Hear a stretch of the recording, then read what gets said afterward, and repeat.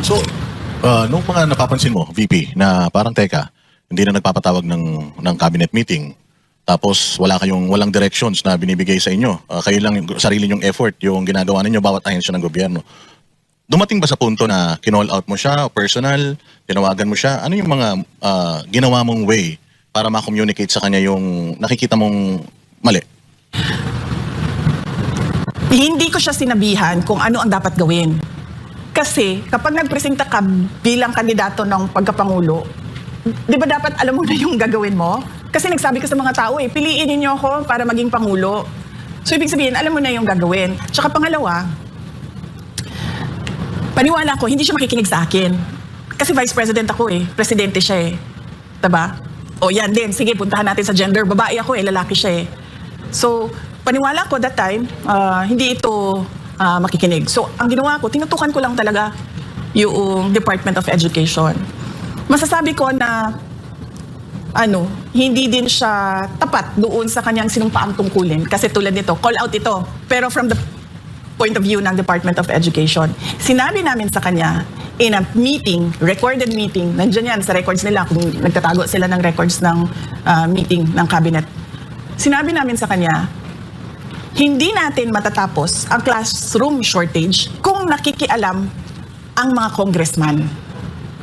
Tapos, binaliwala niya yung comment ng USEC, ng Department of Education, kasi sinabihan ko na USEC, ipasok mo yan, sabihin mo yan.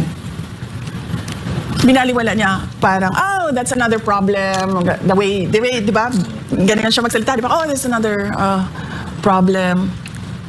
Sinabihan ka na nga Hindi matatapos tong classroom shortage mo pag pinapakialaman yung budget mo. Tapos, wala man lang siyang sinabi na, uy, patigil nyo yan, sabihan nyo yung mga congressman, huwag pakialaman yung budget.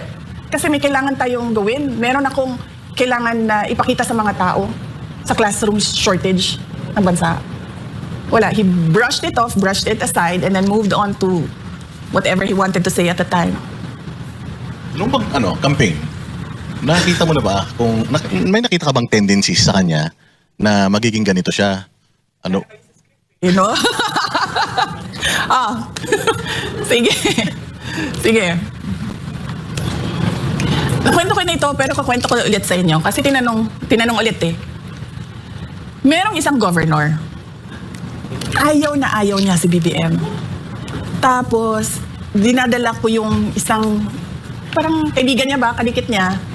Sabi ko doon sa kaibigan niya, tulungan mo naman ako, ikumbinsihin itong governor na ito na mag-uniteam na. Kasi nagrosa yung governor Robredo Sara. Tapos, ayaw talaga nung governor. Tinanong ko siya, sabi ko, bakit? Sabi niya, ayaw ko na sabihin. Sabi niya, hindi naman na mahalaga yan Sabi niya, basta, ayaw ko lang mag-Marcos. So, akala ko naman dahil sa mga nangyari noong martial law, mga ganon. Akala ko ganon. Tapos, tinulak ko siya ng tinulak, pinilit ko ng pinilit. Hanggang nagsabi na siya, hindi maganda ang karanasan ko sa kanya nung siya ay senator. Dahil may humingi ng tulong sa kanya, hindi niya tinulungan. Pinadala pa nila sa akin yung sulat ng humihingi ng tulong. So, yun yung sinabi nung governor. Siyempre ako, wala naman ako experience sa kanya So, sabi ko, siguro isolated incident. Noong kampanya, napapansin ko, di ba nakikita niyo sa footage, magbibigay yung mga tao niyan sobre request letter, hingi ng tulong. Hindi niya yan tinatanggap. Hindi niya yan, di ba, kakamay, dadaan yung convoy, kakamay. Gaganayan na niya yan. Tapos merong isang beses, di ko alam, baka siguro ginanon na talaga yung kamay niya at ginanon yung papel. So magkatabi kami Nahawakan niya yung papel. Tapos hindi niya alam siguro ko itatapon niya o kinuha ko. Tapos binasa ko. Napakasimple nung pakiusap ng tao. Sabi niya, konting tulong lang sa dagdag kapital. Ako ay isang vendor. Napakaliit na bagay.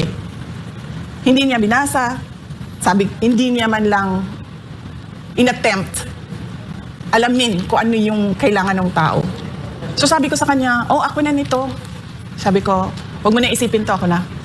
Tapos sabi niya, ikaw na ikaw na bahala dyan. Sabi ko, ako na. So meron akong experience na ganyan sa kanya. Ma'am, kung alam mo na early on na may problema, bakit it took you a lot of years pa bago nagsalita? Ilabas yung saloobin niyo sa kanya. Naglabas na ako ng saloobin ko nung nag-resign ako. Yun na talaga yung pinaka kumbaga first form of formal protest ko sa Pangulo. Sinabi ko doon, 3 yung dahilan. Unang-una, personal, dahil meron siyang pangako sa akin na hindi niya tinupad. Para niya ako mapa-oo na tatakbo akong vice president, meron akong 2 hiningi. Isa doon, wala talaga. So okay lang yun, sabi ko, di ba? Nung ako nag-resign sa Department of Education. Okay lang yun. Kasi personal ko naman yun eh. Wala namang, hindi naman kaka-apekto sa taong bayan yun. So okay lang yun. Tapos pangalawa, yung pagbaliwala ba niya sa reklamo namin sa Department of Education na yung budget namin ay kinokontrol ng House of Representatives. Hindi lang control, kinuha talaga at pinaghati-hatian. At syempre, sabi ko nga, nung ako ay nag-explain noon, sabi ko, nakikita sa papel, hindi ninyo nang kailangan ng ebidensya dahil inattach mismo ng House of Representatives ang listahan ng paghati-hati nila ng budget ng Department of Education. Pag-akyat namin sa Senate during the plenary, merong isang senator na nagtanong, sa inyo ba itong listahan? Sabi namin hindi. So parang nabuhayan kami doon na parang baka sa BICAM ay maayos yung budget namin, pero wala pa rin. Kaya doon ko nasabi, sabi ko 2 tao lang naman ang humahawak ng budget sa Pilipinas. Si Martin Romualdez at si Zaldico. At masasabi ko na pinapabayaan ni BBM dahil nung sinabi namin sa kanya during a cabinet meeting, classroom shortage, pinapakialaman yung budget, binaliwala niya yung tanong or yung sinabi namin. So ibig sabihin, meron siyang kumbaga approval, implied approval doon sa ginagawa. Ma'am, speaking of House of Representative, marami nagsasabi na yung pag-announce daw nyo ay political move para takutin itong mga congressman sa inyong impeachment. Ano pong masasabi nyo dito? Wala akong power. Kung nakikita ninyo ngayon, nag-iisa ako. Ang kasama ko lang yung taong bayan na nagsasabi lumaban ka, na wala ding kapangyarihan. No? Ordinary Filipino citizens.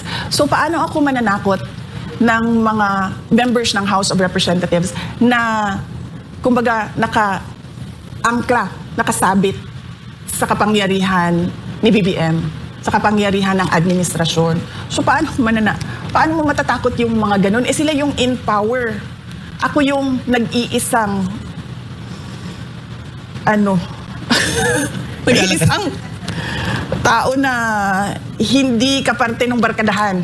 Alam naman natin yung mga kasunod mo talagang kulela. Kung hindi negative, kulela talaga. Parang, syempre, no choice daw yung mga congressman na kumampi na sa inyo dahil lagot daw sila pagka kayo ay naging presidente. Yun ang sinasabi ng mga ilang political analysts at mga tao. Meron na daw kayong alibi na ginagamit lang yung impeachment sa politika dahil tatakbo nga kayo. Bago pa naman ako, okay, unahin ko sagutin yan ha. Bago ako tumakbong, bago ako nag-declare na tatakbo akong Pangulo, kung maalala nyo, sinasabi ko na, di ba, inaatake nila ako kasi sa paningin nila, tatakbo ako sa 2028. Sinabi ko na yun ilang beses. Sabi ko, it's a political attack, it's political scapegoating sa mga kakulangan ng administrasyon. So sinabi ko na yun noon, bago pa man ako nag-declare na tatakbong president. Yun namang frontrunner, hindi kasi ako naniniwala dyan sa numbers na yan. Kasi hindi natin alam kung sinong nagpagawa ng survey. Malay ba natin kung pinapalabas lang nila na frontrunner ako, pero hindi naman pala totoo. Diba? So, hindi ako naniniwala sa numero na sinasabi nila. Pero naniniwala ako sa mga tao na random places in the country who don't know me at all, except for my name. And then they say, lumaban ka. Hindi ka naniniwala na plus 30 ka lang? O kasi people are saying na mukhang mukhang daya yan. They believe at least nasa 70% daw yung trust and approval rating mo. Hindi kasi ako nagpapasurvey kasi mahal. wala kaming budget para sa survey. In fact, nakikisurvey lang kami. Kung merong lumalabas na survey, sabi na, ito pala yung number. Pero sa totoo lang, hindi rin naman natin alam kung sino yung nagpa-survey eh. 'Di ba? Kung totoo ba talagang independent yon o merong gumastos para sa survey.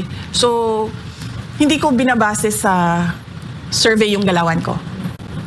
So hindi nyo talaga po tiniming itong pag-announce ninyo? Walang timing ito? Talagang nasa puso nyo lang? Tsaka, VP, doktoran ko yon para isang sagutan na lang. Kasi bakit ganito kaaga? Ikaw daw in history ng mga nag-declare, yung pinakamaaga, bakit Ash Wednesday daw?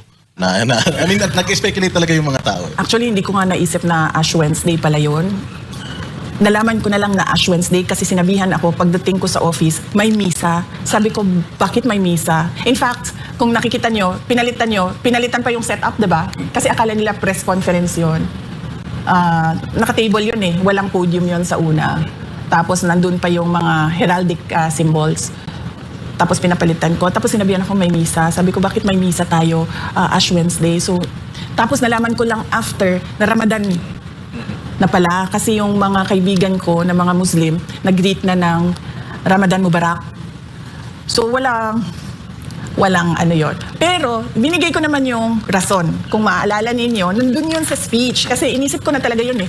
Ako magtatanong ito sila kung bakit February 2026 ako nagsabi. Tapos, sinabi ko na yon, binigyan ko ng rason para hindi na sila magtanong. Pero nagtanong pa rin pala sila. Sabi ko, madalas, iniiwasan ng mga politiko ang maagang paghayag ng kanilang mga plano upang hindi sila maging target ng pag-atake. Ngunit, matagal nang sinira ng administrasyong ito ang pangalan ko. Kung maalala ninyo, nagsimula yung attacks nila October 2023. Matagal na akong inaatake gamit ang buong makinarya ng kapangyarihan mula sa mga scripted na investigasyon na ibinalot sa katagang in aid of legislation, sa pagkidnap ng aking ama, hanggang sa mga samot-saring paratang na pilit nilang inuulit-ulit hanggang magmukhang totoo. So ito yung reason. Di ba yung mga politiko, hindi sila nagde-declare dahil takot sila, habulin sila ng kalaban nila eh. Di ba? Mabinay, sabi nga nila. Oo. Sila mabinay. Oo. Kakasuhan ka. Iimbestigahan ka. Ginawa na nila lahat yun eh. 'Di ba? So ano pa bang i-delay ko sa sasabihin ko na tatakbo akong Pangulo ng Pilipinas? Sinabi ko sa lahat, gagawin ko yon December of 2026. Inagahan ko lang ng ilang buwan. So wala namang kakaiba doon. Nabanggit nyo din po sa inyong speech na humingi kayo ng tawad dahil po sa nailuklok si BBM dahil sa inyo. Dahil po anong specific na sa tingin niyo talagang hinihingi niyo aside from sa binanggit niyo na tawad sa Pilipino? Bakit? Sa tingin niyo po ba talagang kayo ang dahilan ng pagkapanalo ni BBM? Kasi ang pagiging Pangulo, destiny yan eh. Diba? So hindi ko naman masabi na ako yung dahilan ng kanyang pagiging Pangulo. Pero nag-contribute ako sa paghingi ng tulong sa mga tao na iboto si BBM. Kaya madaming beses na rin, tulad ng sinasabi ng mga tao na lumaban ka, madaming beses na rin ako na real talk sa daan na masasalubong ko yung tao, makakasalubong ko yung tao, or kumakain ako, tapos merong kumakain dyan sa ibang lamesa, tapos magpapapicture sasabihin, alam mo, binoto namin si BBM dahil sa iyo eh. Kasalanan mo talaga lahat to eh. Hindi ko na mabilang ilang beses, lalo na sa mga tiga Mindanao. Doon kasi sa unfiltered ang mga tiga Mindanao sa akin. Sobra silang komportable sa akin kasi galing ako doon eh. Laki ako doon eh. So mas lalo po bang lumalim ito, naging problema natin dito kay Marcos? Oo, makikita nyo naman sa numbers eh. Ikunin nyo lahat ng economic indicators. Wala, bagsak na talaga yung Pilipinas. Investor confidence, wala. Nagsisinungaling lang yan sila na meron. Pero walang interesado sa Pilipinas ngayon. Kabanggit niyo po na natatakot kayo for the next generation.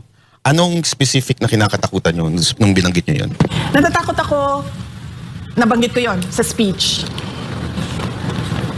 Sabi ko dito na Na ako'y kahadlok nga moabot ang adlaw nga dawato na lang nato ang kapobrehon isip kapalaran nga maanad data sa sayop nga mawad-an na lang ta og paglaom. Natatakot ako na tanggapin na lang nila ba na yung mga kabataan, tanggapin na lang nila pinanganak akong mahirap, mabubuhay akong naghihirap, mamamatay akong isang mahirap. Hindi ko gusto yun para sa ating mga anak. Tapos natatakot ako na tatanggapin na lang nila kahit mali, okay lang. Tulad ng nangyayari ngayon, ang laki nung ninakaw sa budget natin. Hindi pa yon nare-review ang 2022, 2024, tsaka 2023 budget ha. 2025 pa lang pinag-usapan natin. Tapos para bang wala lang siya sa mga tao. Bilyon-bilyon ang pinag-uusapan na hinatid kung saang bahay, nakalagay sa mga maleta. Pero parang tanggap lang ng mga tao, ganun talaga eh. Tapos natatakot ako na mawalan na ba sila ng hope yung mga tao? Tapos magkanya-kanya na tayo, there'll be lawlessness, indifference. Natatakot ako na ganun yung future generation of Filipinos. Ayoko na lang magbanggit ikumpara sa ibang bansa. Pero merong mga bansa, kung makikita ninyo, na wala talaga. Criminal organizations ang nagpapatakbo ng kanilang bansa. Sobrang lakas ng krimen na ang mga trabaho ng mga tao ay bilang isang kriminal. Mga matitinong tao umaalis na lang sa kanilang bansa. Ganon. Ayoko makita na ganon yung mangyari sa Pilipinas. Isang political question po, ito madalas itanong ito. Meron na po ba kayong napupuso ang Vice President?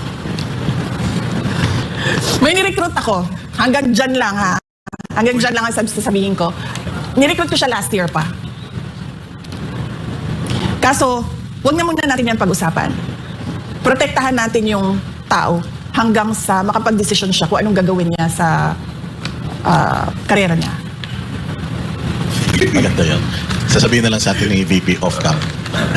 Pero yung sinabi mong walang second passport, walang matatakbuhan. Ano, paki-explain pa further yun. Ano ba? Pansinin nyo, sa mga mayayaman, di ba sila, napakadali sa kanila na bumili ng bahay sa iba't ibang bansa. Kahit yung mga congressman, madami. Mga congressman, madami dyan, may bahay sa ibang lugar. Tapos, yung mga kamag-anak nila o yung mga immediate families nila, may second nationality, dual citizens. Diba? Hawak nila pasaporte ng Pilipinas, hawak nila pasaporte ng ibang bansa. Huwag na tayo magbanggit kung ano, kasi sisikat yung bansa. Diba? Tapos, napakadali ba sa kanila na pag magkagulo na tayo dito, pupunta lang sila doon? Napakadali para sa mga politiko, mga may kapangyarihan, mga mayayaman, na ganun yung gawin nila. Pero paano tayo?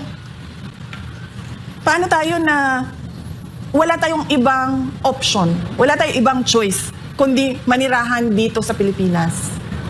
Wala tayong dual citizenship. Wala tayong isang malakas na passport na gagamitin natin. Lalayas lang ako dito pag, nagkagulo na itong bansa na ito, meron naman akong fallback doon. Paano yung mga ganyan? Ang dami nun. Ang dami natin. Ang dami natin na ganun yung buhay natin na parang nakaangkla tayo dito sa Pilipinas. At hindi tayo susuko dito sa Pilipinas kahit man magkagulo na. So paano tayo? Diba? Dapat bigyan natin ng pag-asa yung mga walang ibang option kundi ang manirahan sa Pilipinas. Maraming nagsasabi na yung mga Pilipino daw politically saturated na and sawang-sawa na sila makarinig ng pangako. So, ang tanong nila is, bakit kailangan pa kaming maniwala sa'yo? Pinipresenta ko yung sarili ko bilang isa sa mga kandidato ng pagkapangulo ng Pilipinas. Ang pinanghahawakan ko, yung mga nagawa ko sa Davao City.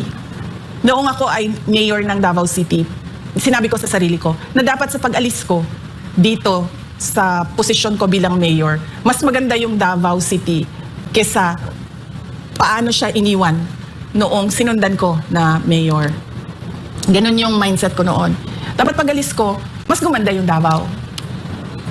Pag-alis ko, natapos namin yung problema sa insurgency. Na-declare kami na insurgency-free Davao City. And hindi nangyari yun ha, ilang dekada sa Davao City. 1980s, 1990s, early 2000, always kilala ang Davao City, Paquibato District namin na stronghold ng mga NPA. Pero nung ako ay bumaba bilang mayor, insurgency-free, binayaran ko yung utang. Hindi ko sinasabi na kaya kong bayaran yung utang na ginawa ni BBM. Pero meron akong pagpaplano kung paano balansehin yung utang tsaka yung income noong syudad.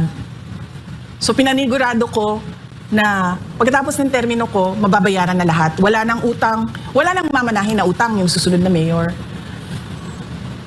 Pinanigurado ko na 8th richest city ang Davao City bago ako umalis. Number 4 kami sa competitiveness sa buong bansa. Hindi madali yun ha, dahil nasa Mindanao kami. Usually kapag tumitingin ang mga negosyante pa sa Mindanao, parang awag dyan kasi unstable yung lugar na yan. Pero number 4 kami sa competitiveness. At marami kaming iniwan na mga legacy projects sa Davao City bago ako umalis. Pinanghahawakan ko yun. Yung ginagawa namin sa Office of the Vice President, hindi pa tapos kasi hanggang 2028. Ay, hanggang 2028 ba ako? Mai-impeach ako. Kasi, Hindi kami papayag, ma'am. 6 na taon, 1 milyong puno, nagawa namin in 2.5 years. So marami pa kaming gagawin hanggang 2028. Yung ginawa ko sa DepEd, hindi madali yun ha, mabilisan yun kasi napakalaki ng problema ng basic education natin sa Pilipinas at hindi siya pwedeng mabagal yung galaw mo. Kaya yung ginawa namin in 6 years, ito yung targets. Para pagkatapos ng term ng Pangulo, nagawa na ito, natapos na ito. So hindi madali yun. Yun yung mga pinanghahawak